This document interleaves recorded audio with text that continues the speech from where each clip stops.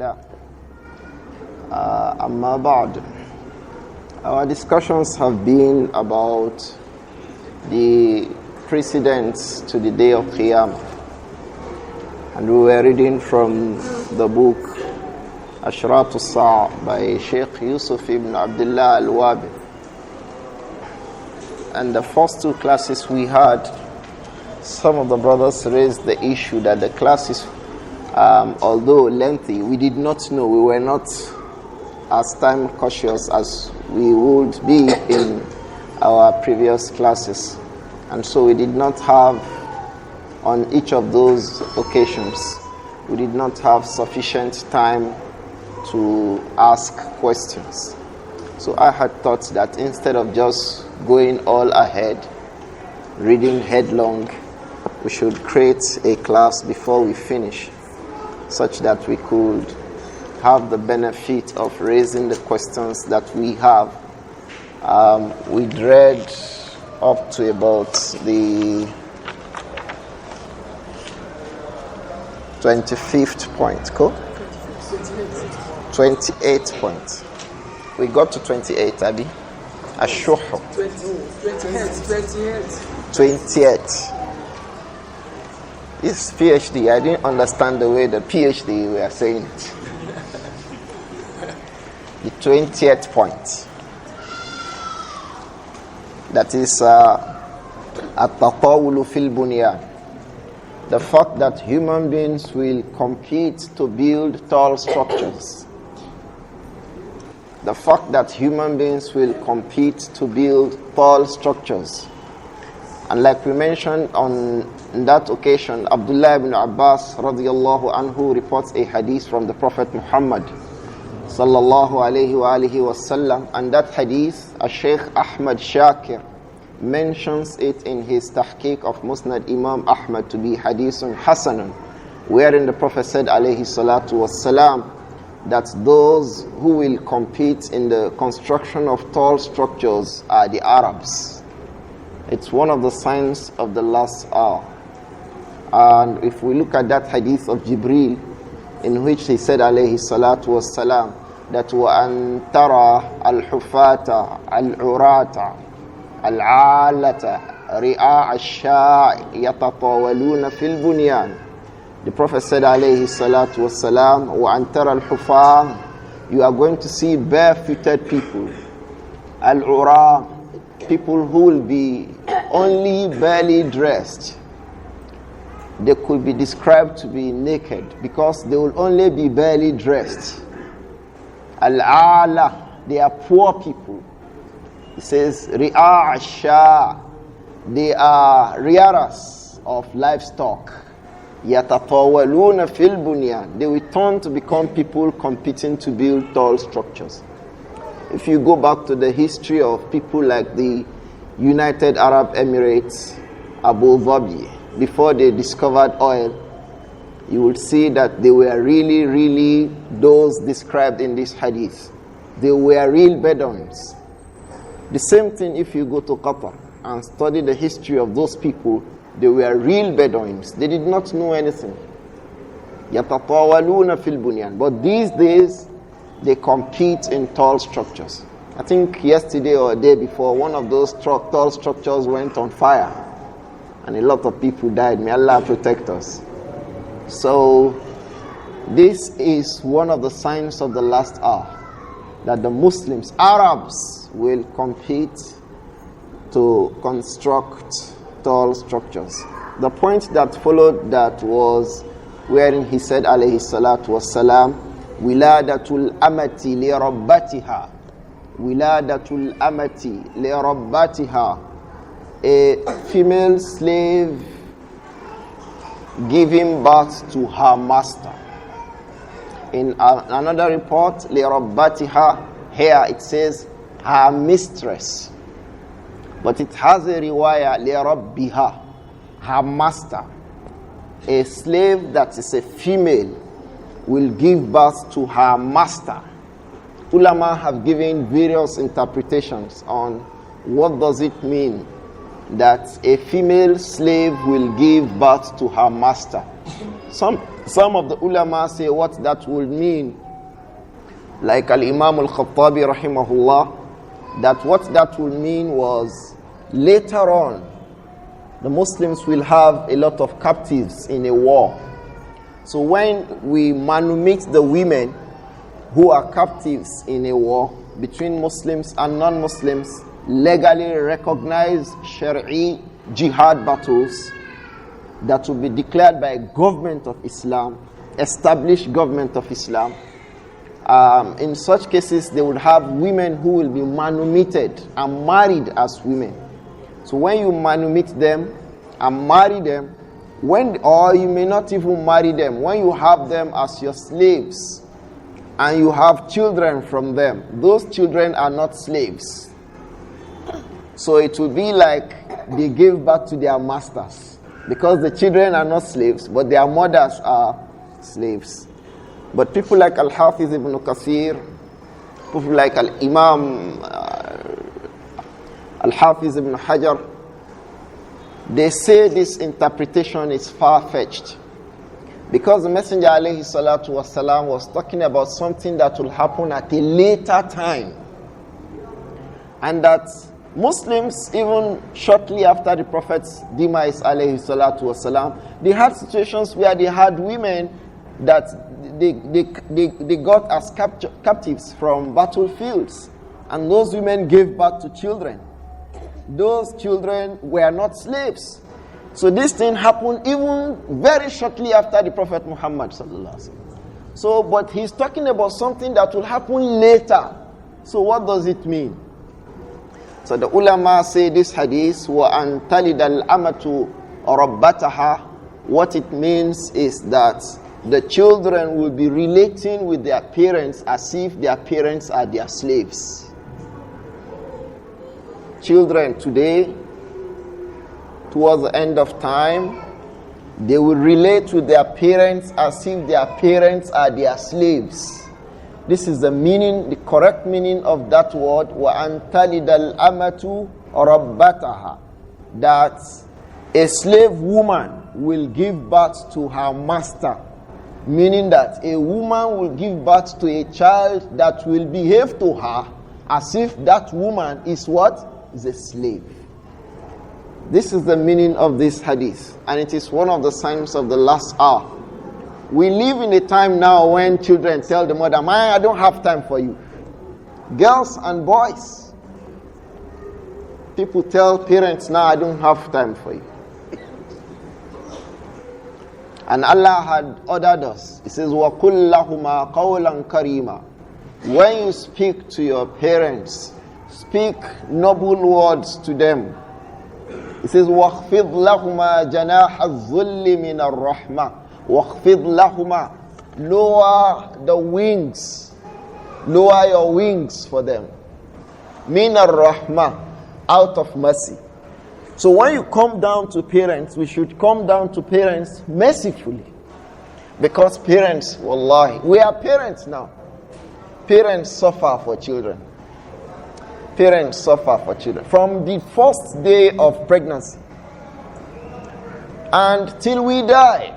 Because even when we get old and we still have parents, the parents still see us as if they gave birth to us yesterday. We never become old in the sight of our parents. And I tell you, especially the mothers, if it were possible for them to still breastfeed us, they will still breastfeed us today, as old as we are. Somebody committed a crime and he was arrested. I was aware. The mother told me, he said, "Ustaz, even if he had killed somebody, do you think I, as his mother, will encourage that he should be killed?" He said, "If my son had killed somebody, do you think I will now come back and say," because some people are saying the woman was not fair. She's defending her son. She's asking, so who do you think I will defend? Do you think even if he had killed somebody, I will say, okay, kill him? What I will say is, what can we do so that you don't kill him? Even if it means killing me so that you leave my son. A mother told me this. Although the case was resolved, alhamdulillah. But this goes to explain An old woman used to tell me, if a child were hungry, a parent can say, kill me so that my child can have something to eat. Take me instead of my son. This is how much attention they want for us.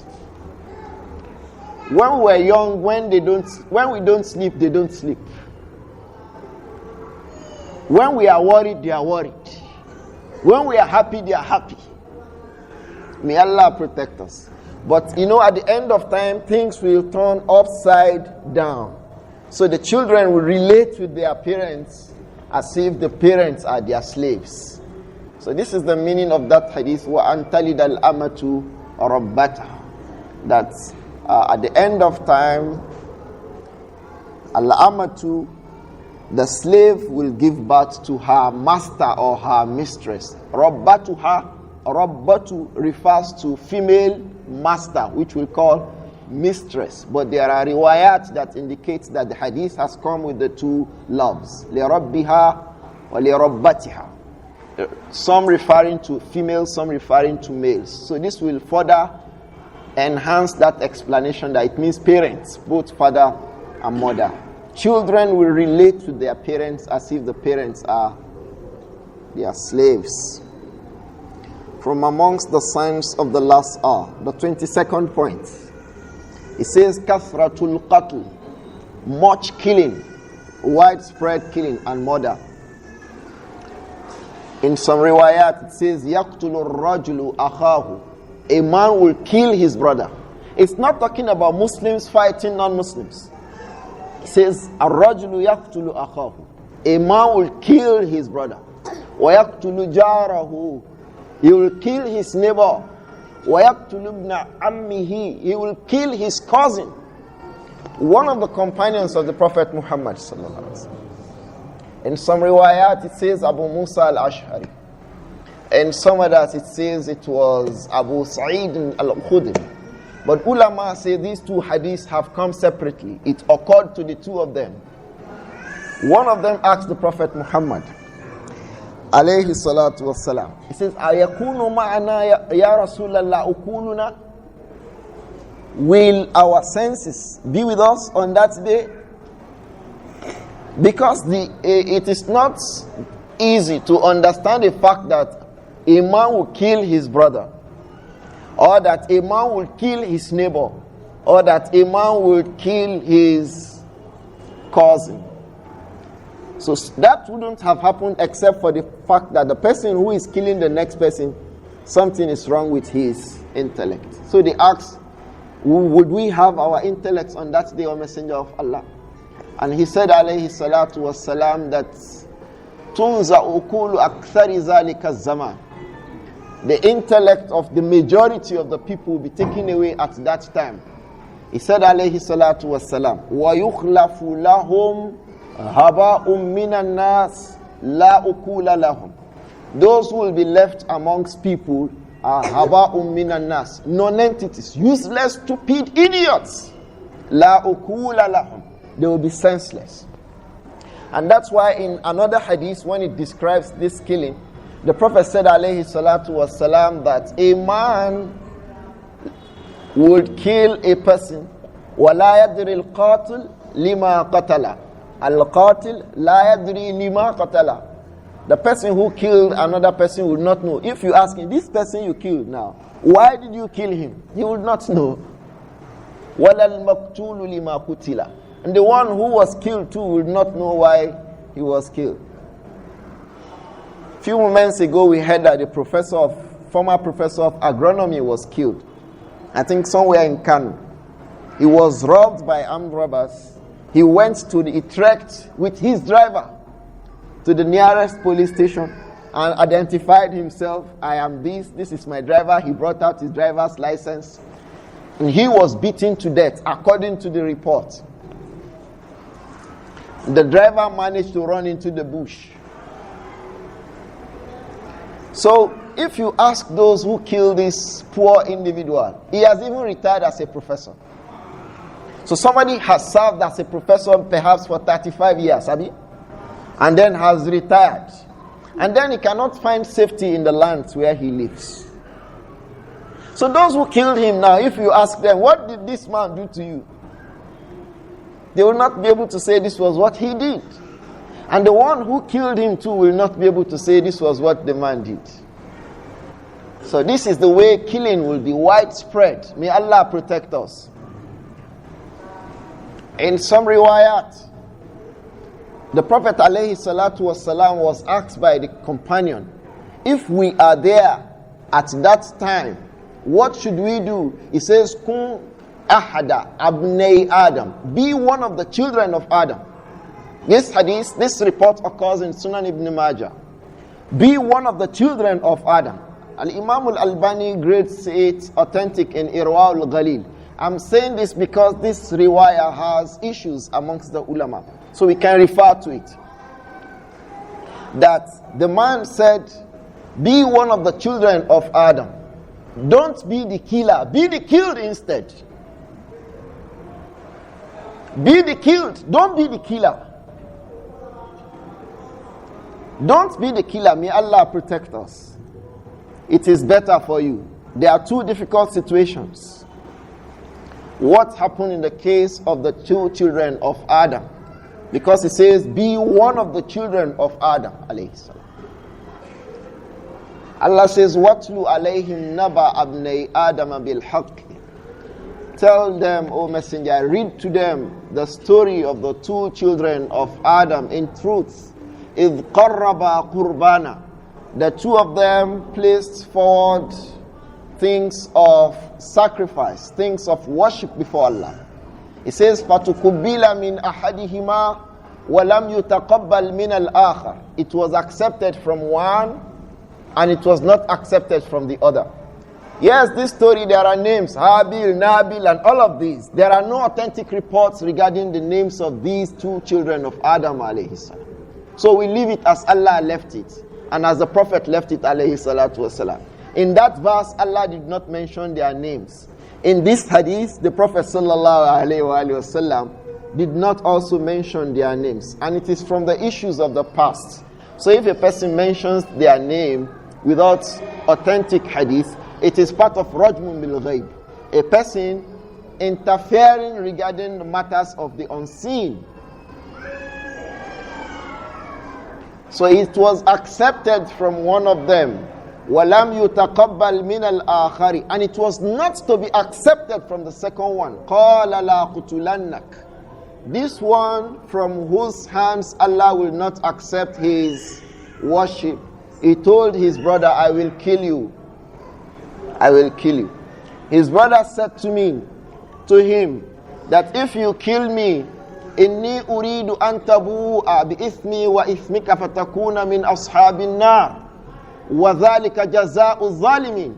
If you kill me, you are going to carry my sins. This is the point of reference. So when he said, be the killed, don't be the killer, because whoever kills a person will take all the sins of the person that he has killed.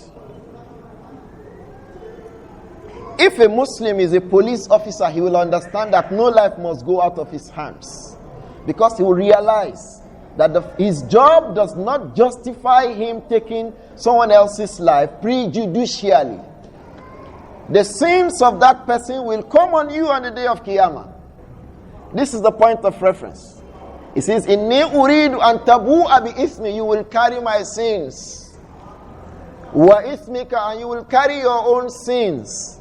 Fatakuna min ashabin nar, and you are going to be from the people of the fire. It says, wa dhalika jaza'u dhalimin. That is the reward of wrongdoers. A long story. But this is the point of reference we want from that hadith. Because the brother regretted at the end of the day, after he killed his brother. So when the Prophet said, alayhi salatu wasalam, be one of the children of Adam, it means be the killed, you don't be the killer. So that you don't carry the sins of the person that you kill. May Allah protect us. So that we find a lot of people killing people here and there. I don't think we'd read any news any day, except that there were hearts, renting news of killings across the world. It's not only in Nigeria, everywhere. May Allah protect us. The Prophet Muhammad sallallahu alaihi wasallam says, "La taqumu as-sa'atu hatta yakthura al-harj." So, "La taqumu as-sa'a hatta yakthura al-harj." The last hour will not be established until yakthura al-harj. Much of al-harj will be there. Al-harj is al-qatl in the language of Ethiopia, Abyssinia, as it occurs in the riwayah of this hadith in Sahih al-Bukhari. Al-harj is al-qatl bilugatil habash. In the language of Abyssinia, al-harj meant killing. So they asked him, because they were Arabs, and he says, alayhi salatu wasalam, al-harj. They asked him, "Wama al-harj, ya Rasulallah?" What is al-harj? And then he says, al-qatl, al-qatl. Killing, killing.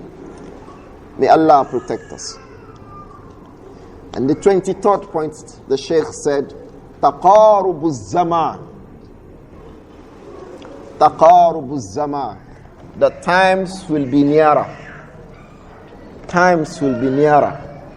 Yesterday will be as if it did not occur. Times will be nearer. In a more explicit report, it says a year will be like a month. A year will be like a month. And a month will be like a week. And then a week will be like a single day. Al-Imam al-Hafiz ibn Hajar rahimahullah, he says what this means is that people will have little barakah in their times. What the people of the ancient will do in one day, we will do it in months. So we'll spend their own one day was as if it was long. Their 2 days as if it was long. So they did a lot of things because Allah blessed their times.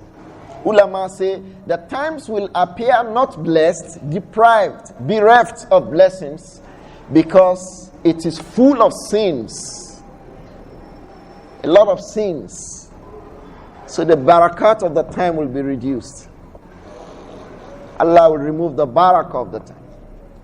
Others amongst the ulama, like Shaykh Hamoud Tuwaijuri, he is of the opinion that what will happen is that we have things that will make our time short. So a journey of 10-15 days will be taken on 1 hour. When the Messenger alayhi salatu wasalam migrated from Mecca to Medina, it was 15 days about that it took him alayhi salatu wasalam. To Tabuk, 15 days. 15 days through, 15 days through, 30 days to Tabuk. And from Tabuk. If you want to go to Tabuk now, to and fro. If you want to go to Mecca, to Medina now, a journey of 4, 5, 6 days, less than 40 minutes. If it is by air from Jeddah, in 40 minutes you are in Medina. 40 minutes. If you want to travel from now, from here to Mecca, those days they took months. Those who will travel for Hajj by foot, may Allah reward them abundantly. Alaykum as-salam. Those who will travel, Jazakumullah khair.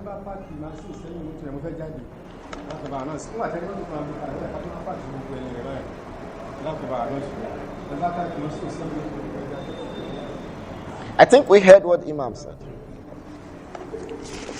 On those times, it used to be a situation where people took journeys of months before they got to wherever they were going. But these days, within hours, they got to wherever they were going. Taqarubu zaman. The times will be very, very, very close. May Allah make things easy for us. The 24th point, taqarubul aswaq. The markets will be close, near. The nearness of the markets. Ulama say what it will mean is that you are in this market, yet you are able to monitor the prices in all other markets. I think this is what we have now. On our phones, you are in market A. In fact, it could be thousands of kilometers away. You know the prices of what you are selling in this market. You know what it costs in another market. Say, okay, go to so market. You'll be checking it. You'll be trading on the markets, different markets in the world. And it will be as if you are physically present in those markets. Taqarub al-aswaq. The Prophet Muhammad sallallahu alayhi wa sallam says, لا تقوم الساعة حتى تظهر الفتن. The last hour will not come until fitan, tribulations become widespread. وَيُكْثِرَ الْكَذْبِ. And then a lot of people tell a lot of lies. وَتَتَقَارَبَ الْأَسْوَاقِ. This is our own point of reference. وَتَتَقَارَبَ الْأَسْوَاقِ. And the markets will be so nearby themselves. That hadith was reported by Imam Ahmad in his Musnad. ظهور الشرك في هذه الأمة. The 25th point. ظهور الشرك في هذه الأمة. Widespread shirk in this ummah. Amongst Muslims. Shirk. Widespread of shirk amongst Muslims. One of the ways this has so much happened is the affairs that are supposed to teach people to run away from shirk, they are the very ones who will invite them to shirk. In this ummah of Tawheed, I was explaining to a non-Muslim recently, every verse of the Quran, every story in the Quran, every ruling in the Quran, every narration, everything you see in the Quran, at the end of the day will point to Tawheed, one way or the other. The oneness of Allah. Any ruling, it will return you to the fact that Allah is one, and He alone deserves worship. So this ummah is ummah of Tawheed. But when we have those who should guide it, not guiding it, don't forget, one of the signs of the last hour is that trust will be placed in wrong hands. So it means we'll have wrong people as our imams. We'll have the wrong people as scholars. Those from where the fatwa will come will not be the people of iftar. So wrong things will come. Today people worship graves. I have seen somebody on one Friday morning, we went to bury somebody in a graveyard. The person sat near a grave and was doing like this, he was reading Surah to Yasin, because I made sure I saw it. He was reading Yasin near a graveyard. This is very common now. Go to different places in Egypt, in Pakistan. Things like these are common amongst Muslims. Grave worship. It is shirk. It is shirk. And Allah warned us, وَمَنْ يَدْعُ مَعَ اللَّهِ إِلَهًا آخَرَ. Anyone who supplicates to any other than Allah, لَا بُرْهَانَ لَهُ بِهِ. He will not find evidence for what he has done. فَإِنَّمَا حِسَابُهُ عِنْدَ رَبِّهِ إِنَّهُ لَا يُفْلِحُ الظَّالِمُ. His punishment is preserved with Allah, and such wrongdoers will never be successful. Apart from that, these days people pray to Shehu. You see photographs of Shehu, and then people begin to pray, Shehu, Shehu. I've seen it with my eyes. We have people who, when something falls from their hands, instead of saying Subhanallah, they say, Ya Shehu. They have photographs of Shehu on cars with the intention that Shehu will protect them. There is somebody in Bauchi, I heard a lot of people, there is somebody in Gombe. He has a name that is connected to Gombe itself. There is a person of Sunnah in Gombe. His second name is Gombe. So recently, I met him face to face and I was telling him, he was amongst those who brought this matter I want to say about. A sheikh came to Ibadan here and saw somebody making sajda for him.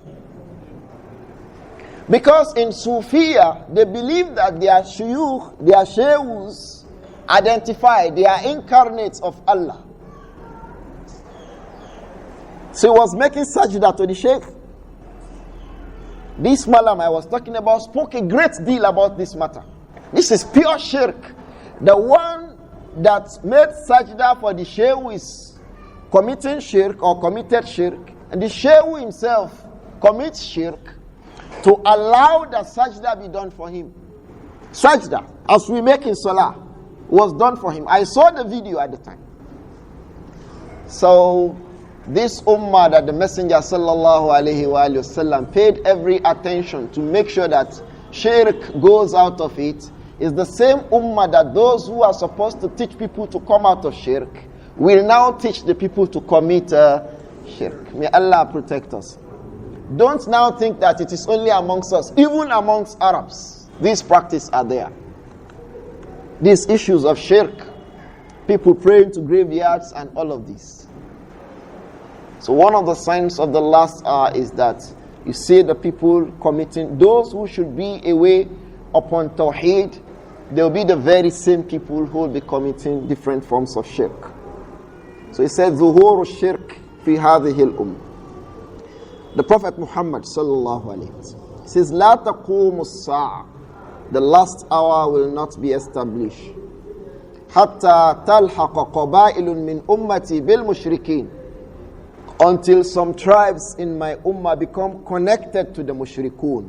وحتى تعبد قبائل من أمتي الأوثان. Until some communities of my people worship awthan, idols. You say graves, you say this. Some people will keep idols and worship it. In Ibadan here we have some people they call malams. They have things they call baba kekere, is it not? What is the meaning of a baba kekere amongst Yorubas? You will know better than me now. What do they refer to as baba kekere? They are idols. Idols. And the jinns that they conjure, they worship them. The Prophet had told us, alayhi salatu. In fact, in a more disturbing hadith, he says the women of Banu Daws. Banu Daws was a tribe, a Yemeni tribe that is found also in present-day Saudi Arabia. He said, alayhi salatu wasalam, they will shake themselves as the women used to dance in the days of Jahiliyyah in front of those idols. One of the ulama said, this has actually happened.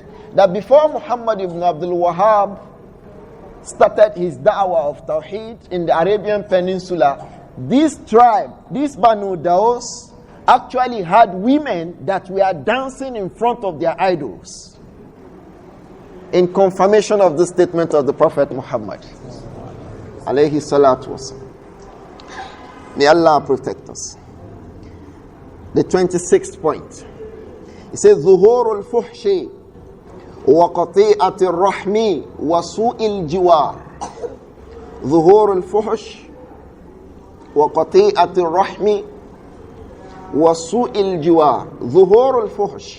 Fuhsh, fahisha, indecency will spread. وقطيعة الرحم. Likewise, disconnecting from family relations will be common. People are families, but they will be enemies. Families will be enemies. It will be common. Wasu'il jiwar, bad neighborliness. Neighbors will be behaving badly to their neighbors. That is even when we have neighbors today, because everybody has his fence up with bottles on top. Abdullah ibn Umar reported a hadith that Al-Imam al-Bukhari collected in Al-Adab al-Mufrad, that on the day of Qiyamah, a neighbor will hold his neighbor and say to Allah, Allah, this my neighbor, I was hungry and he never fed me. This my neighbor, I was hungry, he never provided for me. We don't even know the conditions of our neighbors. The next person behind you, your next door. And as Al-Imam Al-Hasan Al-Basri said, many of the people think that this statement is a hadith, but it's not a hadith. It's the statement of a tabi. that it is 40 neighbors on the right, 40 on the left, 40 in your front and 40 behind you. It's not a statement from the Prophet Muhammad sallallahu alaihi wasallam. It's a statement from Al-Imam Hasan al-Basri, and it is also contained in Al-Adab al-Mufrad by Al-Imam al-Bukhari. It's an authentic statement. We don't care what happens to our neighbors. We don't care what happens to our brothers, blood brothers and sisters. And then people have a lot of indecent practices now. People even commit indecency in the secrets. They come and publish it to the world. It's present day world. People commit indecency behind. They come and show the rest of the world. May Allah protect us. The next point, the 27th point. Tashabbubul mashikha. Tashabbubul mashikha. People who are old changing their physical look to look young. Old people. Tashabbubul mashikha. Old people changing their physical looks to look young. This is more, obtainable when people change the gray hairs. I met somebody who changed, he blackened the gray hairs. He made khidab. Khidab is dyeing. When you dye the gray hairs, you dye it black, it's haram. The Prophet prohibited it, alayhi salatu. And from the emphasized sunnah is that we should dye it with any other color, but not black. It is from the sunnah to dye our hairs, but not black.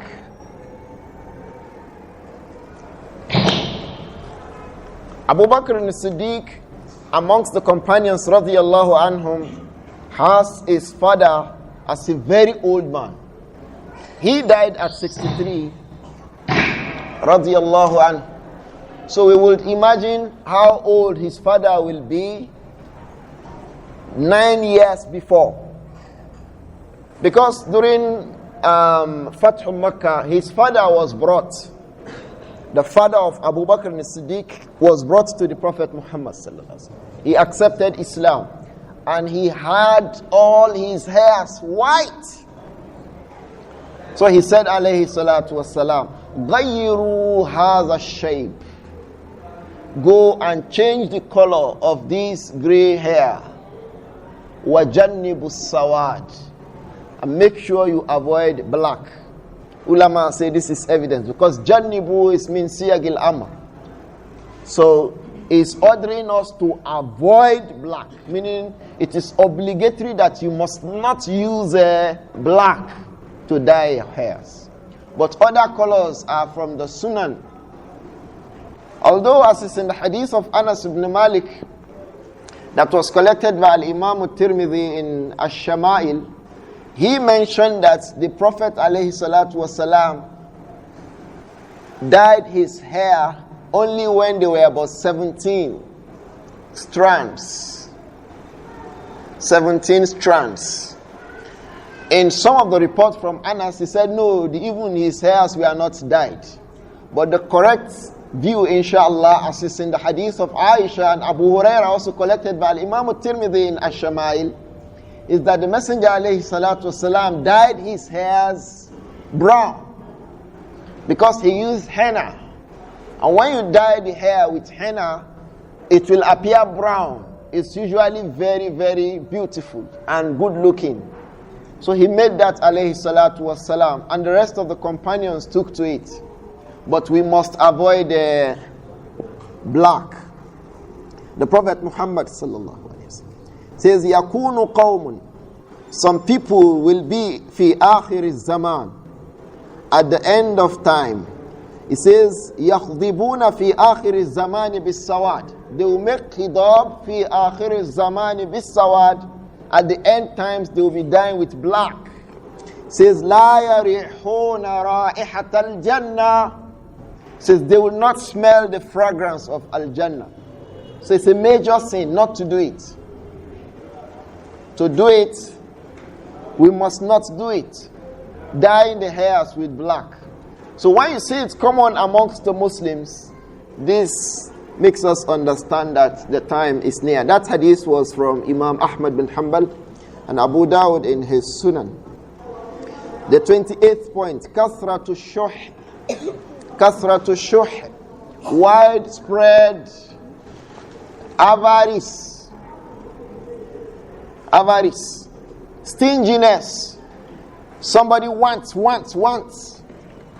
And Allah had told us that وَمَنْ يُوقَ شُحَّ نَفْسِهِ فَأُولَٰئِكَ هُمُ الْمُفْلِحُونَ مَنْ يُوقَ شُحَّ. Man yuqa. Whoever is made to be able to avoid shuhha nafsihi, the avarice of his heart. I want. He wants. We want at all times. We want. Everything we do now, we want. The most common thing now are phones. We want X1, we want X2. If you have 2, you want 3. If you have 3, you want 4. If you have 4, you want 5. And then they will tell you tomorrow now there is 6. We start wanting 6. This is our approach to life. We want. A rich person once said that there is no rich man who built a house except that after 5 years he wants to build another one. If a person builds a house wherein he lived, after 5 years, if he has the money, he's feeling like building another one. If he does not have money, he'll be managing the one he already built. We never stop wanting. Somebody came and made a law and said that our wants are insatiable. We can never fulfill them because a lot of people display this insatiable greediness. I want. Somebody is working in an office, is paid 20,000, and he has a lot of time to study, to read. He gets another job for 40,000. He leaves this one. He does not have time for Salah again. Because I want. So it will be widespread in people. And when people are wanting, they will want to do anything to have what they want. When people want to hold political office now, is there anything they can't do? Is there anything, any person craving for a political office now, is there anything they can't do? May Allah protect us. The Prophet said, alayhi salatu wassalam, min ashraط الساعة an yazhar ash-shuhhu. From the signs of the last hour is that ash-shuhhu yadharu. Avarice, stinginess will be widespread. And when people are stingy, they don't give. When people are stingy, they don't make sadaqah. So they have they want and they don't give. And he said, alayhi salatu wasalam, that Allah says, Anfiq ya ibn Adam, Anfiq alayk. Spend, O children of Adam, and I will spend on you. You child of Adam. Allah says, spend, I will spend on you. So when we don't spend, will we receive? If we don't spend, how do we receive? If a person is stingy, to which hand will the blessings come into? Because he already tied the hands. Kathratu shuh, widespread stinginess, avarice. People want, I want. The 29th point, kathratu tijara, much of transactions, business transactions. These days, every moment, the transactions are not restricted to the markets. The transactions are not restricted to the markets. Everywhere is a place of transaction now. In the past, when you want to deposit money, you have to go to the bank. Understand it from that angle. In the past, if you want to send money to somebody, you have to go to the bank, Bank A, you withdraw the money. And then you go to Bank B to go and deposit the money. Now, do you need to stand up from your bed? HOS. Do you need to stand up from your bed now before? Even if that person is in the opposite side of the world, you don't need to stand up from your bed. You will withdraw it from your account and you will send it, and they will say, we have sent the money to him. And they will tell him to go and check your account. We have paid the money. And none of you, he will be where he was, you will be where you are. That is transaction. So transaction will be made everywhere. So when he prohibited alayhi salatu wasalam business transactions in masjid, don't people send money to people's accounts when they are in masjid? So when they do that, have they not done business transactions? In fact, these days they say cashless now. Don't come with the money. Keep the money somewhere. Just come with one microchip. Move around with it. May Allah protect us. So he said, alayhi salatu wasalam, kathratu tijara. Much, everywhere is business. Business is going. Everywhere is a place for buying and selling. And then look at the shopping malls, especially in the Arab world. Shopping malls everywhere. Men, women, after Salatul Isha, they are in shopping mall till 1 a.m. There was a time the ulama we started to shout and say people should go back to their homes. You know why? They don't leave shopping malls until 2 a.m. so they don't come for Salatul Subhi. If a person left shopping hall at 2 a.m., will he be able to perform Salatul Subhi? The Subhi had gone. And in most of those countries, at that time, this very time I spoke of, Subhi at the time was 4:15. Somebody is shaking his head. He was there then. Subhi at that time was 4:15. So if a person left shopping mall at 2 a.m., he goes back home to sleep. When will he wake up? So no Salatul Subhi. And in the shopping malls, they've made it such that you don't like to go out of the shopping malls. You stay there, they have places where children can play, women can stay. If you say they are in niqab, there's a place for them, don't worry. They want to keep everybody there. So you miss Qiyamul Layl. Subhanallah. If you are a fasting person, you are likely going to miss fasting. And if you are an individual that performs Salatul Subh in Jama'ah, you will miss Salatul Subh in Jama'ah. Because it will be from one mall to the other. And they have people all around the cities who will be coming to invite you to the malls. In your house, every morning they come and distribute pamphlets. Come to the mall, so mall. They are doing sales. And kasratu shuh, average and stinginess will make us say, oh, there is sales in one shopping mall. So there is business going on everywhere. Everything is business now. Madrasa too is business now.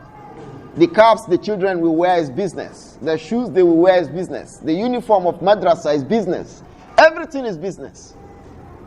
Everything business. A brother once told me that they were gathering money to feed people in Ramadan. So he said, Ustaz, I say now. He said, if the person brings 100,000 naira, we'll give you 10,000 naira from it. I said, A'udhu Billah.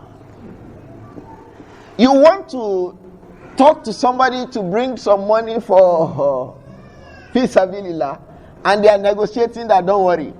So what is that? You have a percentage in it. May Allah protect us. So everything becomes business for you. May Allah assist us. Kasratu tijara. The Prophet sallallahu alayhi wa sallam said, Bayna yaday sa'a taslimul khassa. Just before the last hour, taslimul khassa. We are coming back to that. When people say taslim, they will only say taslim to their friends. One of the signs of the last hour. The sunnah is ifsha'us salam. Spreading taslim. When you spread a thing, It will come to those you know and those you don't know. So you say, brother, salamu alaikum, salamu alaikum, salamu alaikum, salamu alaikum. The messenger told us, alayhi salatu wasalam, that the Jews are jealous of this ummah because of ifsha'us salam. He said they are jealous of us for three things. Go. One of them is saying, Ameen, or Ameen. When we read Surah Al-Fatiha in Salah, when the Imam says, Ghayril Maghdubi alayhim waladdallin, and we all will say, Ameen, they are jealous of it. Likewise, when we make taslim, Assalamu alaikum, Assalamu alaikum, they are jealous. So these days we don't say taslim again. In fact, when you say Assalamu alaikum, you say, oh, but I don't know you. Where are you from? I don't know you.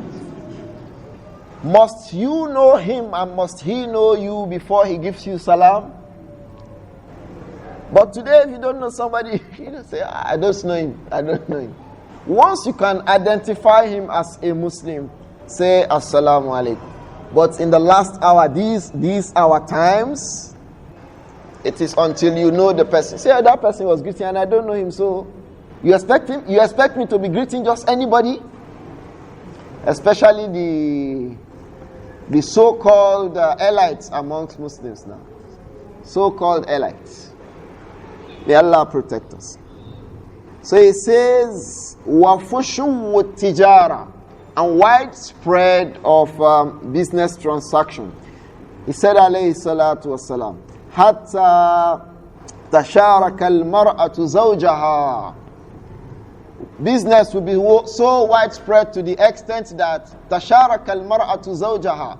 A woman will be doing the business together with her husband. Yes, this hadith occurs in Musnad Imam Ahmad. The woman will be doing the business. There's riwayah in Sahih Muslim. A woman and the husband, they are doing the business together. One of the signs of the last hour. Abu and Ummu, they are the ones on the business. So they will open the store together. They will sit down in the store together. They will be measuring the material together. They will be selling, they will bring in whatever they are selling. They'll be doing it together. One of the signs of the last hour. A man and a woman will be the director and the secretary to the company. Husband and wife. May Allah protect us. We'd like to stop at point 30 today so that we can have sufficient time to discuss questions. Kathratu zalazil, widespread of vibrations, quakes, earthquakes, earthquake here, earthquake there. Al-Hafiz ibn Hajar, he said it wasn't because there had been no earthquakes. He said, but they will be frequent and more destructive. They will be more frequent, more widespread, more destructive. The world just learnt about tsunami, and the tsunami was extremely destructive. In fact, these days in English, when you want to describe something that is highly destructive, you say its effect is that of the tsunami. It's accepted in English now. It was highly destructive, and it went across continents of the world. Likewise, different aspects. Today they say, in one part of the world, some people got into the ocean, some people did this, some people did that. Zalazil, quakes. They will be rampant and widespread towards the last hour. The Prophet Muhammad sallallahu alaihi wasallam. The hadith occurs in Sahih al-Bukhari. It says, لا تقوم الساعة حتى تكسر الزلازل. The last hour will not be established until zalazil becomes much and widespread. That is, quakes will be widespread. These days, I think yesterday and today, there are some strong cold winds now. very destructive in Australia and in parts of the US. And the UK, they have also been telling their people to be prepared. Go. That of Australia was very destructive, I think yesterday and day before yesterday. So things like this, widespread natural destructions. Sometimes it will be wildfire they will not be able to control. Sometimes it will be rains, serious rains. About 2 years ago, they say Hurricane Katrina, or what did they call it? And they begin to give them names because they will be occurring. So when they give them names, they will be able to differentiate between one and the other because they are occurring and their magnitude is getting very high. May Allah protect us. So these are some of the signs of the last hour, up to point 30 that Shaykh Yūsuf Al-Wābil mentioned in his book, Ashraط الساعة. Ibn Allah will continue from here in our next class. May Allah protect us. If we have brothers who have, or sisters who have one or two issues, Bismillah. Alaykum salam. Ameen wa antum.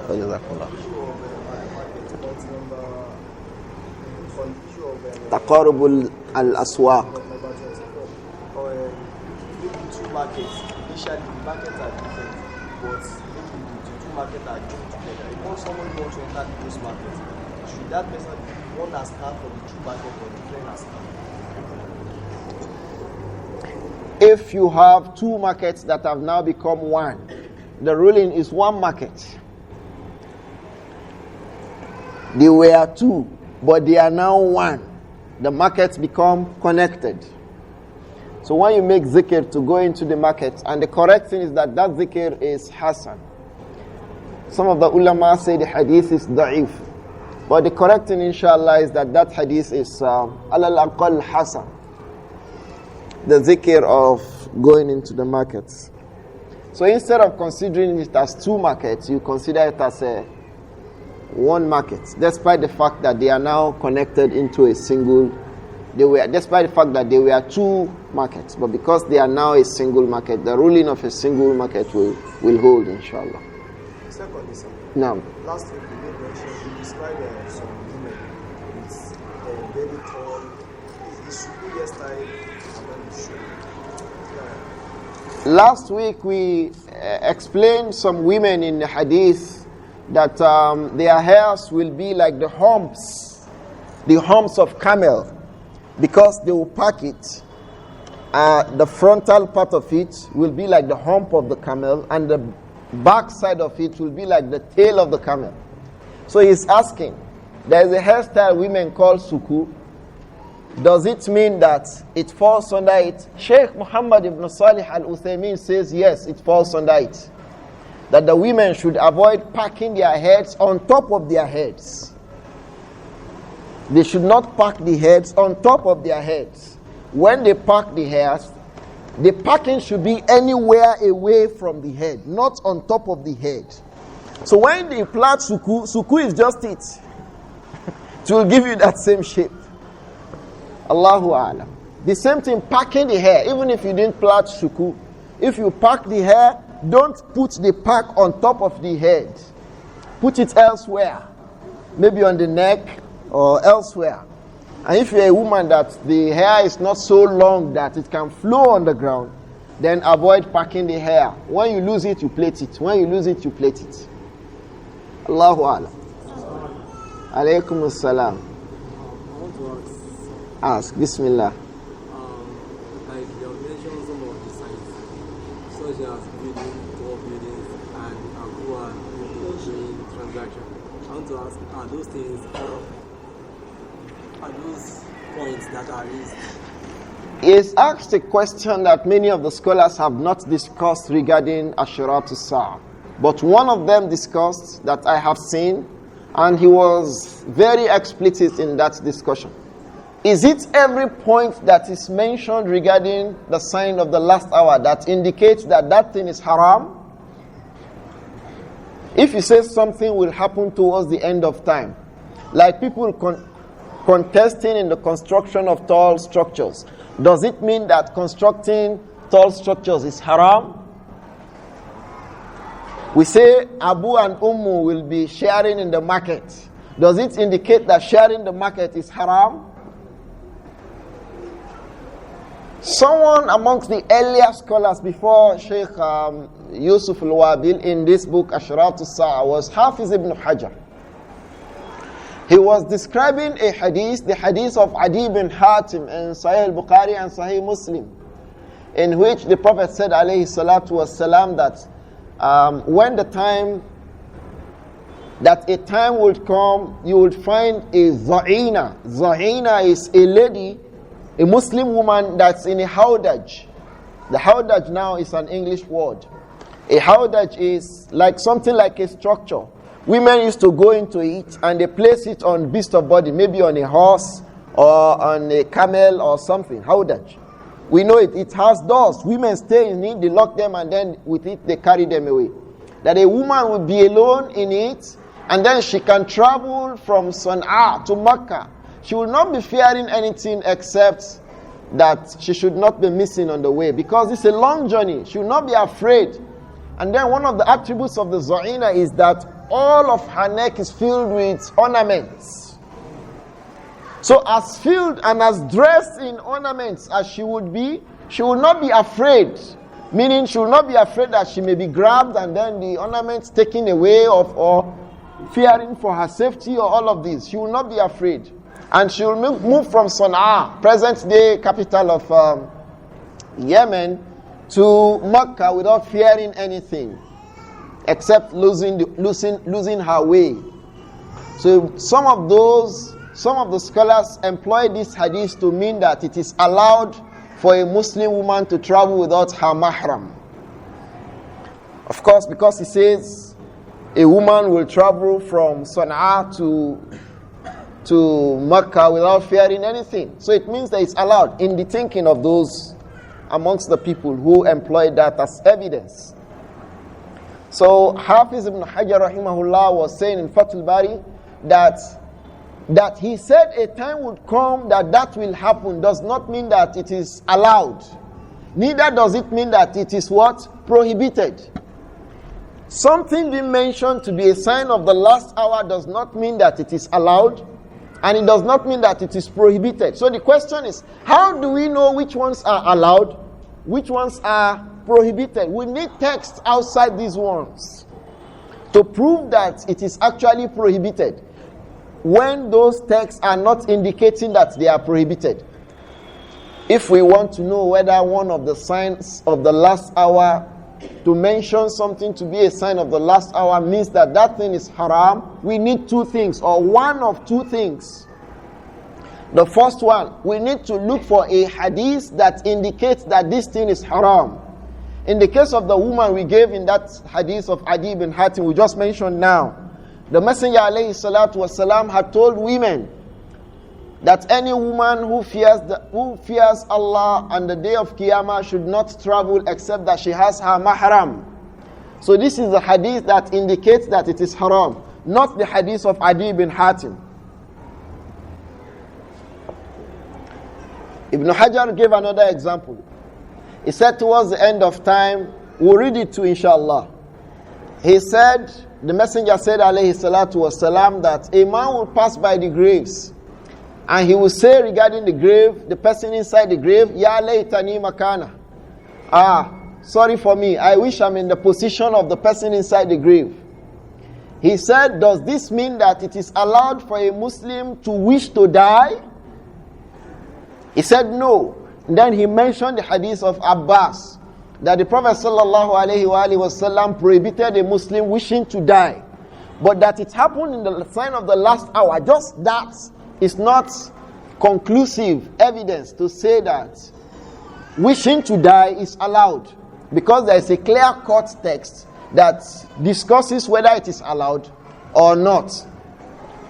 That it will happen at the end of time means that things like that will come on. It is not legislating. It is not saying it is allowed or it is not allowed. So if we want to know that something is a sign of last hour, is it allowed or not? We must search for the text that indicates that it is allowed, or the text that indicates that it is what? Disallowed. Or as-siyaq. It was the second thing Ibn Hajar mentioned. Is it mentioned while mentioning evil things?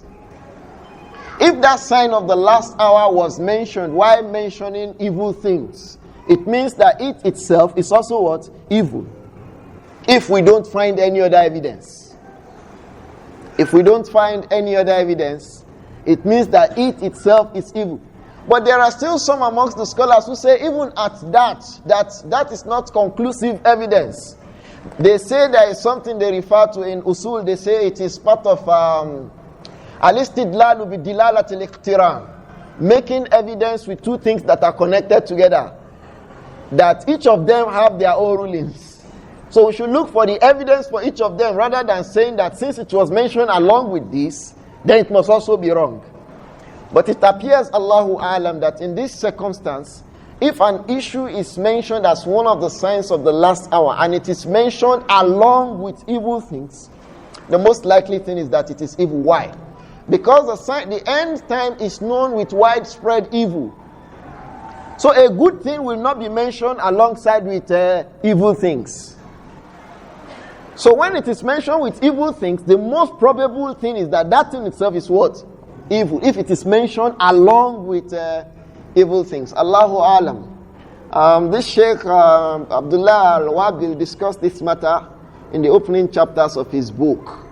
Allahu Alam. So if we want to know something is said to be signs of the last hour, we will ask, does it mean that? Do we have any evidence to show that it is wrong? Now regarding tall structures. Regarding tall structures. Some of the ulama say that this hadith indicates that it will be wrong because it was mentioned together with a child who will treat his mother like the slave. That was the example you gave in your question. Some others say that it is from the evidence of wrongful show of opulence. When people build high, top-ranking, top-rising structures, they want to show there is money. And that itself is prohibited. So if we find evidences to indicate that something is wrong, we say it is wrong. Otherwise, it is essentially allowed.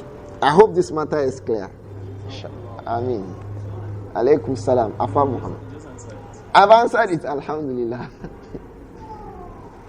Now,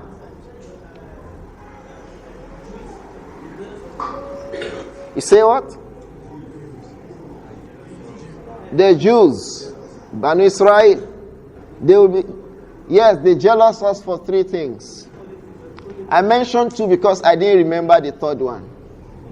They will jealous us over taslim, saying assalamu alaikum. They will jealous us over sahur.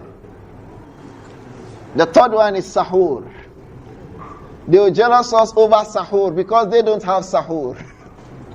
They will jealous us over taslim, they don't have taslim. So some Christians along now, they say, ayonio, it is well. It cannot be like assalamu alaikum. You say assalamu alaikum, they say wa alaikum assalam. Say assalamu alaikum wa rahmatullahi, say assalamu alaikum wa rahmatullahi wa barakatuh. Say assalamu alaikum wa rahmatullahi wa barakatuh. Say okay, assalamu alaikum wa rahmatullahi wa barakatuh wa maghfiratuh.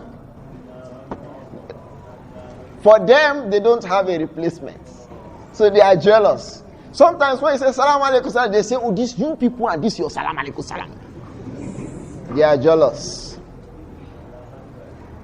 They are jealous. Then when the Imam says, غَيْرِ الْمَغْضُوبِ عَلَيْهِمْ وَلَا الضَّالِّينَ, there's an error here. People commit. People don't wait for the Imams to start saying Ameen before they say Ameen. It is wrong. Don't start to say Ameen before Imam. Yes, it is wrong to start Ameen before Imam. Because the Messenger said, alayhi salatu wassalam, إِذَا أَمَّنَ الْإِمَامُ فَأَمِّنُوا. When the Imam starts making Ameen, you start. So once you hear the Imam say, then you pick up and say it along with the rest of the congregation. So we say Ameen together. Ameen together. Allahu Alam. You had asked. If the Imam does not say Ameen, it does not stop you from saying Ameen. Instead of correcting the Imam, we will not have to correct 20 people or 50 or 100 that are behind the Imam. Imams should be told that they need to say Ameen too. The hadith is not hidden. It is in Sahih al-Bukhari and Sahih Muslim. The hadith of Ta'meenul Imam is in Bukhari and Muslim. So if an Imam, the problem we have generational issues. We Muslims are far away from the Quran, not to talk of hadith. Quran. You will see somebody acting against something that is clearly stated in the Quran. And when he's told this is what the Quran says, say no, not to talk of hadith. Bukhari, Muslim, hadith of Bukhari is not hidden. Sahih al-Bukhari is available everywhere. And you don't need to start finding out whether it is Sahih or not. It is already titled for you that it is what? Sahih. So why are you bothering yourself? Yet many times we don't know. We young ones now don't say Nababas. Even we young ones. There are many issues in Bukhari Muslim we still contradict. And we have it on our phones. The times that you spend to check your Facebook address, you don't spend it to check Sahih al-Bukhari. You don't even spend it to check Quran, not to talk of Sahih al-Bukhari. May Allah make things easy for us. It is a Facebook that we check regularly now. Not Bukhari, not Muslim, not Quran. Gmail. That's what we do now. May Allah protect us. Alaykum salam.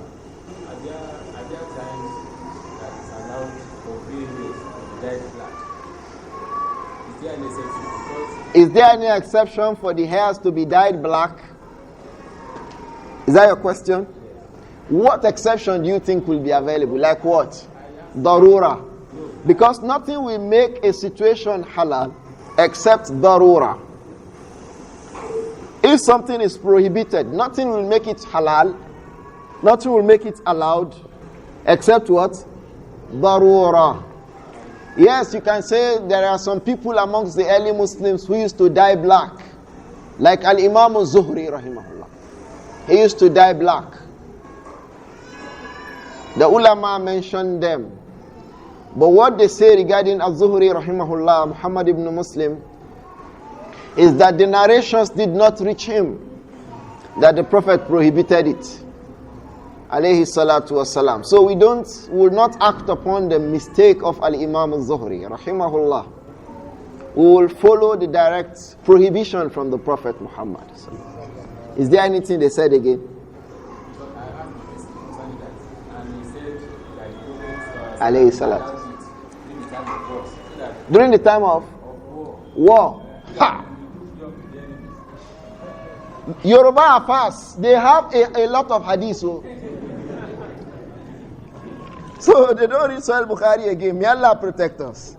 They say the Prophet sallallahu alaihi wasallam prohibited it that time so that when the Muslims die, you dye brown, we Muslims dye brown, we can differentiate ourselves from our enemies during the war. If you are in a battlefield with a sword, is it the beard of a man you'll be looking at? The Prophet made a statement that is similar to that, but they misrepresent it. What he said is, Khaliful Yahuda wa Nasara. Be different from the Jews and the Christians. He said, because they don't dye their beards, you dye your own. He didn't say when you are coming to battlefield. One of the things that a Muslim should be different in vis-a-vis himself and non-Muslims is that non-Muslims don't die. You die. And these days when you see non-Muslims die, they die black. So it says, وَجَنِّبُ السَّوَادِ. You avoid black. Avoid black. Avoid. People think it is something you can do but you don't like to do. What you should avoid is what you should run away from, and you must never near it. In English now, if they say avoid it, meaning that don't ever come near it. Sometimes people think when you say I'm avoiding it, meaning I want to do it and I can do it if I want. No, avoiding means eschew it. ESCHEW and avoid. They are synonyms. That is, when you see it, you run away. So we must avoid black. It says, وَجَنِّبُ السَّوَادِ. Make sure you avoid dyeing your gray hairs or your black hairs. Make sure your white hairs, don't dye them. Your white hairs or your gray hairs, don't dye them black. If you like, say gray hairs. If you like, say white hairs. They are both accepted. Alaykum salam. Point 29. Now, Kathratu Tijara. Abu and trading together. Can we say that it's from amongst the things that are allowed? Or it is from amongst the things that are not allowed? One of the two issues we said is, if it is not allowed, it will be mentioned along with the things that are not allowed. So Allahu Alam, it appears that it is not allowed.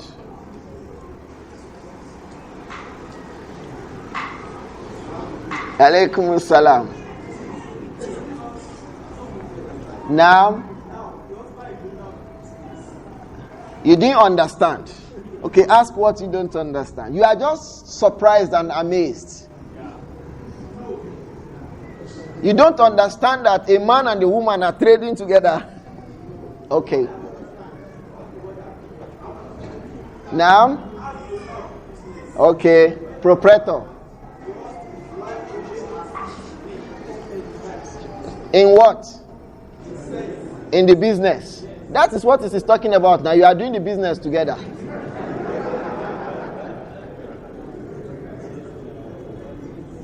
It is musharaka. You share in the business. It doesn't necessarily mean owning investment alone. When you want to carry something, say, Umu, please help me carry it. She will say, okay, Abu, I'm coming.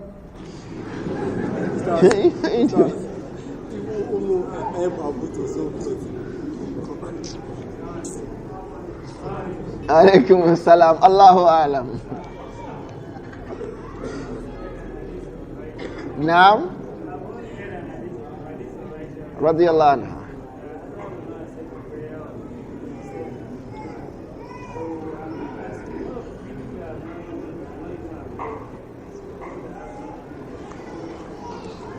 We have to educate them. If they are people who don't know, he is asking. He mentioned the hadith of Aisha or Salama. Are you sure? لا يقبل الله صلاة حائض إلا بحمارها. Aisha or Salama? I think it's Salama, not Aisha. The hadith occurs in Sunan Abi Dawud. It's hadith of Salama. Aisha too can have riwayah. Because that hadith occurs with riwayat. And it is hadithun hasan, inshallah. Because some ulama mentioned to say that it is da'if. Allahu alam. So he's asking, what about those who don't even wear khimar at all? Do they have salah? He said, the messenger said, alayhi salatu wasalam, Allah will not accept the salah of a woman except that she's wearing a khimar. She's covering the entirety of her body except her face and her palms. So he's asking, what about those who don't even wear khimar at all? I thought of it on Friday. I was in a masjid and some girls, the LIRS, Internal Revenue Kinika, they want to do Jumat service. Please, we should correct this, those of us in civil service. There is nothing like Jumat service. It is not church service, Sunday service. It is the Christians that coined this and put it in our mouth. So Muslims will say, we have Jumat service. It is not Jumat in the first place. It is Jumu'ah. M-U or M-A or M-I. Jumi'ah. Juma'ah. Jumu'ah. Jum'ah. Not Jumat. Secondly, that not service. You say prayer, Jum'ah prayer. So that will translate to mean what? Salatul Jum'ah. Jum'ah prayer or Jumu'ah prayer. So they came and they were wearing LIRS vests and jeans. The shirts were to the upper arm. And then with one thing they wrap on their head. I don't know the name to call that one. Frankly, problem one is that many of the Muslims don't know. And that's why I repeat, we must not stop enlightening them and ourselves. Like, sister, you are joking with your salah. Your Lord who created you, in your place of work, were you employed without them seeing your certificates? Who got into the university without mathematics and English? And Allah says the salah, the messenger says the salah alayhi salatu wasalam, the salah will not be accepted until you wear a khimar. You are not wearing khimar. But the majority, the larger majority, do not know. So I think that is where our work is. Enlightening the large majority of the Muslims. Everywhere, with every opportunity. So that is the first job we have. But it is not our job to start going to say, you sister, do you know the hadith of Aisha? She said, no, Allah will not accept your salat. Now you are just wasting time. Don't tell her that. It will be counterproductive. You want her to do well. And what you have told her will even worsen her if you are not careful. Some of them will tell you, get out. It has ended. So please, let's be nice in our approaches to people like this. Let's be nice to them. Let's talk to them. Sister, are you aware that performing the salah, alhamdulillah, Allah has brought you here. But do you know if there are a few things you need to add? She will ask you, what are those things? So you need to dress such that the entirety of your body will be covered, except your face and the palms. Even women at home, ummahat, sometimes when they pray, their feet are exposed. It is not correct to expose the feet, especially the upper part of the feet. And that hadith is at least Hasan. The upper part of the feet too must be covered. Wearing socks does not suffice. Socks will cover the color, but what it is asked to be covered is both the color and the shape of the feet. So the jilbab should come down and touch the ground. Socks does not suffice. In fact, if a lady is wearing a big jilbab that touches the ground, and she's not wearing a socks, she's better than the one who is not wearing a jilbab. She's better than the one whose jilbab is not touching the ground, but she's wearing a socks. Socks does not cover hijab. The jilbab must, if it is up and down, 2 layers, as they call it, that you are wearing, let the lower layer go down, down, down, touch the ground. Don't be afraid that it will be dirty. The Messenger sallallahu alayhi wa sallam assures you, if it is dirty, and what does it mean to say dirty? Does it mean when mud touches it, then it is dirty? No. You are only talking about nazafa, and when you get home, you can quickly do that. But getting it ready for salah, it does not affect it. So get the jilbab to touch the ground. Jilbab, turkha, irkha'u jilbab. It comes, as you go, it will follow you. So if you cannot make it drag, then it should touch the ground. At least have the tips on the ground. Then the palms should be exposed, and then the face may be exposed. If she's in the corners of her house, praying there.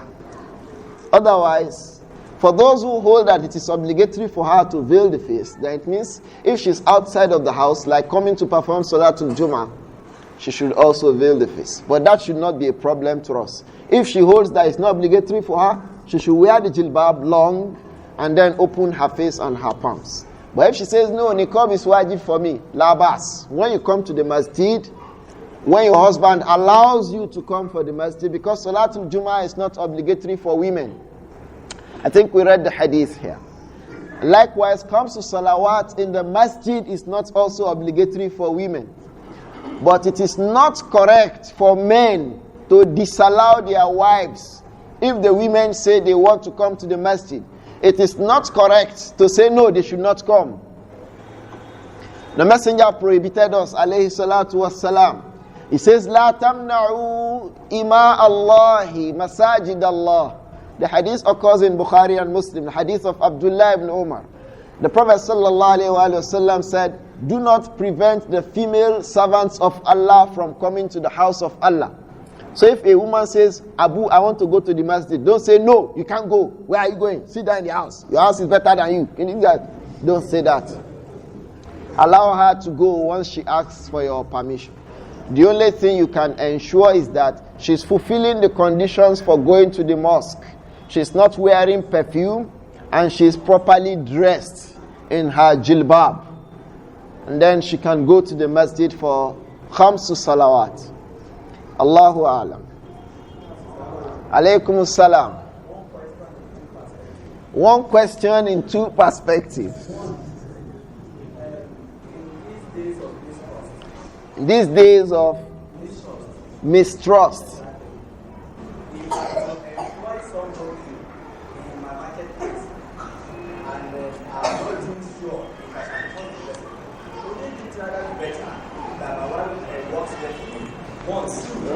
It will not be better.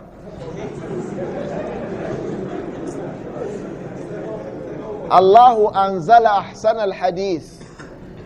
What Allah tells us is the best thing. So that one cannot be better. Second one, from narration, we had that There are still trustworthy people, brother. I tell you, even in our political environment here in Nigeria, I tell you, there are still very, very trustworthy people in this country. The only thing is that there is widespread propaganda by the non-trustworthy people to make you think that every Nigerian is not trustworthy. I tell you, there are very trustworthy Nigerians, not to talk of Muslims. So if you just move ahead, you will find trustworthy people, bi'idhnillah. And then, trusting somebody does not mean not accounting. Al-Imam al-Bukhari brought some athar in Al-Adab al-Mufrad, wherein the Tabi'un say, when they send their slaves to go and sell for them, they make sure they count them, so that the slaves will not be tempted, my master Kuku did not count it. So, but they count them when they go, they count them when they return. The hadith occurs in Al-Adab al-Mufrad of Al-Imam al-Bukhari. And the tabweeb he brought is that you should do it. So if you have subordinates in your office, it doesn't mean you should not take proper accounts of money, proper accounts of expenditure. Invite auditors when the situation demands. And the brother that is being audited should not say, are you not trusting me? No, we trust you, but we don't want you to fall. When you know that we will audit the accounts, then you know you will be careful. We are helping you to keep conscious that nothing must be wrong from you. So we can put those things after looking for trustworthy people. You still put structures in place to help them sustain their trustworthiness.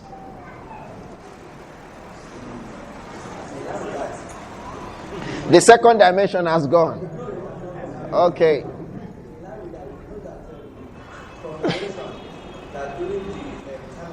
Alayhi salatu.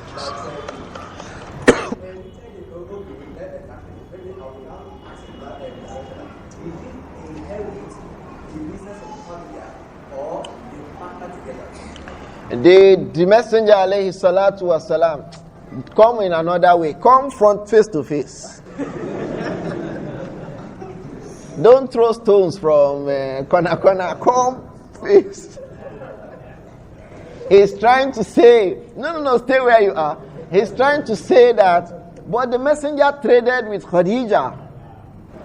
So why would you say that it is not allowed? That all of those occurred before message came to him, alayhi salatu wasalam. All of those occurred before the message came to him, alayhi salatu wasalam. So they are not issues to establish a rule. Allahu Alam. So he is now saying that can't we, there is no can't we there. Alaykum salam. I mean, no. Regarding this issue that of the transaction between husband and wife. Sorry, when we say it's not allowed, that's what we learn from our stars.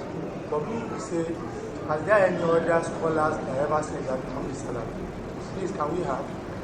Well, the brother has asked the question. We have searched. Because there was a time this hadith was an issue.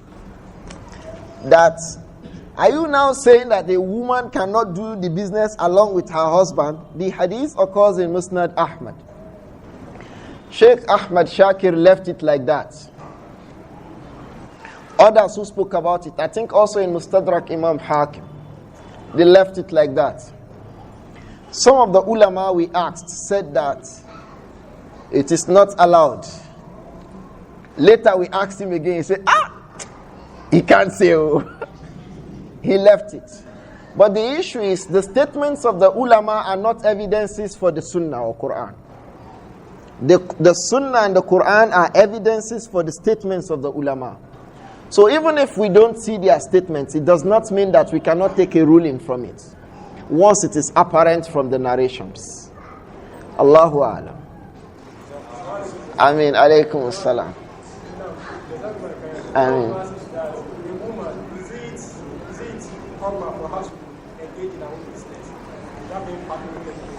I had thought of discussing this issue under this subject. Is it allowed for a Muslim woman to have her own business? I say essentially, basically, it is allowed, but with conditions.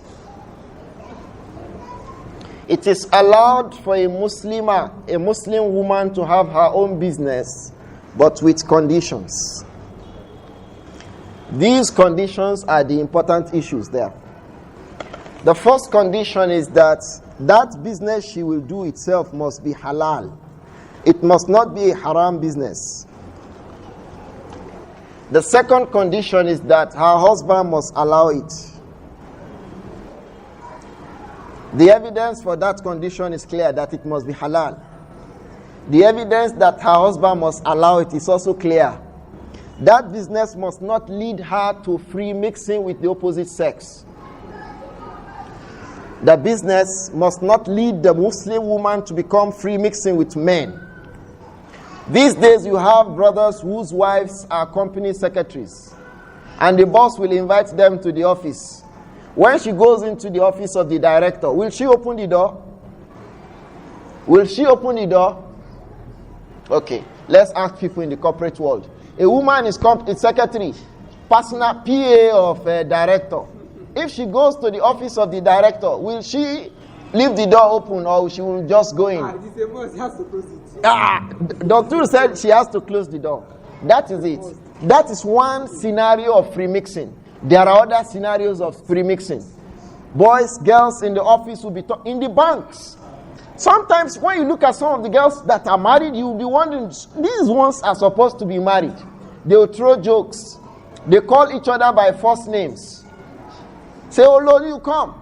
One man can say, come to somebody else's wives. Anyway, we have gira, differently. Our gira differs. Somebody has a wife. One man is telling the wife, say, come. Subhanallah. In any case, the third condition is that it must not lead to what? Free mixing. The fourth condition is that it must not make her travel without maharim. She does not have, to travel without having somebody who will go with her. Maybe her son that is matured, who is a Muslim, that is sensible, or her father, or her brother, or her husband. They will go with her on that journey. How many conditions did I mention? There are 8 of them. 8 conditions. The 5th one, it must be necessary. Because the basic ruling regarding a woman is that she should sit down in her house. Allah says, وَقَرْنَ فِي بُيُوتِكُنَّ. This is the basic ruling about women. The basic ruling is that she should sit down in the house.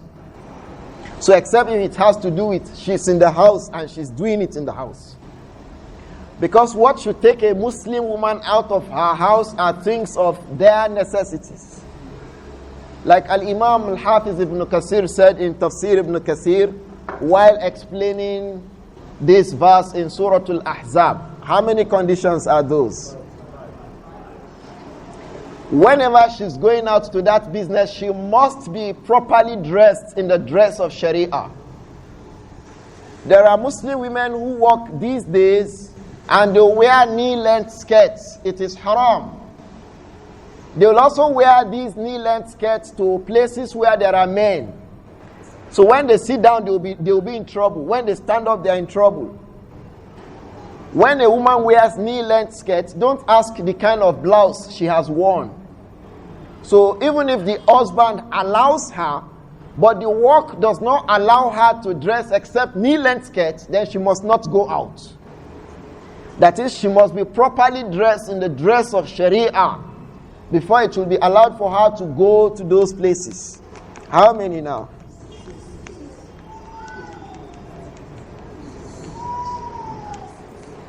I hope I can remember the other 2, but the conditions are 8. And each of the conditions is been mentioned with their evidences by the ulama. Allahu A'lam. Alaykum as-salam. You say what? When people do what?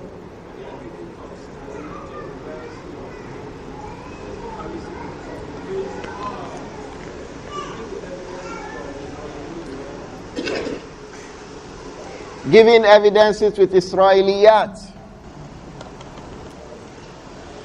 The hukum, the ulama says that we will just hear it like that. For Israeliyat, just hear it if it is sahih. If it is not sahih, we don't even bother yourself. But if Israeliyat is sahih, in fact, many of what will be referred to as Israeliyat, except if it comes from some people. People like Abdullah ibn Amr ibn al-As, people like Wahab ibn Munabbih. These people usually have authentic Israeliyat. So we just listen to them, but drawing rulings of Sharia from them, no. Because what the Prophet told us, as is in Sahih Bukhari, is that when we hear the non-Muslims, the Christians and the Jews narrate a thing, we should just hear it. We should not say it's a true, and we should not say it's a lie. So how can we deduce rulings from things like that? If that thing is sahih as an Israeliyah. So 2 stages. First stage, is it allowed? Is it sahih? The second stage will not depend on them. We will only hear them and go with it. We will not say it is true. We will not say it is not true. Allahu Alam. I think it suffices that we stop here, inshallah. Subhanakallahumma bihamdik. Ashhadu an la ilaha illa anta.